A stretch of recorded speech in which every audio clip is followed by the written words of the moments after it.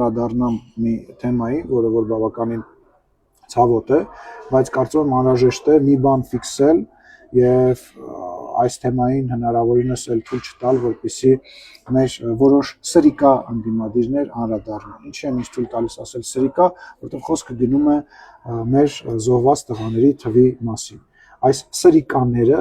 փորձում են եւ այս նախընտրական շրջանում շատ ավելի ահագնացող ձևով փորձում են ավելացնել մեր զոհված հերոսների թիվը։ Ասում են 5000-ից ավել, 6000, 7000, մինչև 10000 եւ պետք է ասեմ, որ այդ թիվը չի համապատասխանում իրականությանը, այդ թիվը քրեական գործով ապացուցված քրեական գործով անուն առ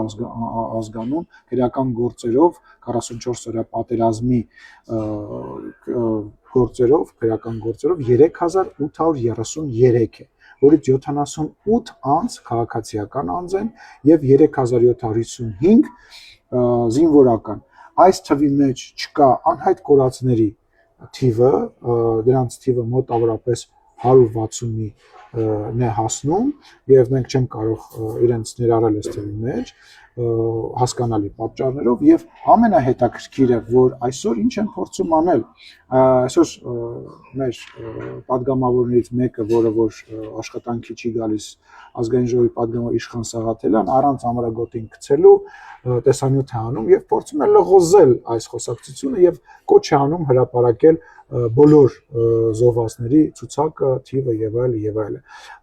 ձև անելով, որ իբր այն բանը, որ իրանք ասում են, իրանք ոչ թե 44-ը նկատի ունեն, իրանք նկատի ունեն ամբողջ այս ընթացքում։ Ուրեմն այդ թիվը հրապարակված է, թե այդ անունները հրապարակված են, այդ անունները դուք կարող եք գտնել զինապահ կայքում, ես հղումը կտեղադրեմ այս տեսանյութի տակ, այնտեղ կան տվյալները, կան լուսանկարները, կան բացառություններ, երբ որ ծնողները, բարեկամները չեն ցանկացել, որ անունը հրապարակվի, ինչը հասկանալի է, եւ այնտեղ նաեւ կան քառօրյա պատերազմի ժամանակ մահացած մեր հայրենակիցները։ Այս սրիկայությունը պետք է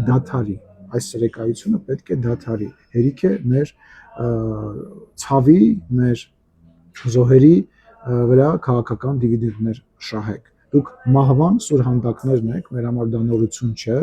եւ Ռոբերտ Քոչարյանը, ընդդիմությունը ընդհանուր առմամբ հիմնական պատճառն են այս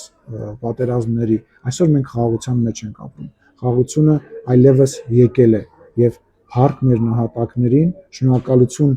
այն բոլոր մարդկանց, ովքեր կռվել են, պատերազմել են, զոհվել են, որ այսօր մեր երեխաները խաղաղություն ունենան եւ մեր խոնարհումը այդ բոլոր մարդկանց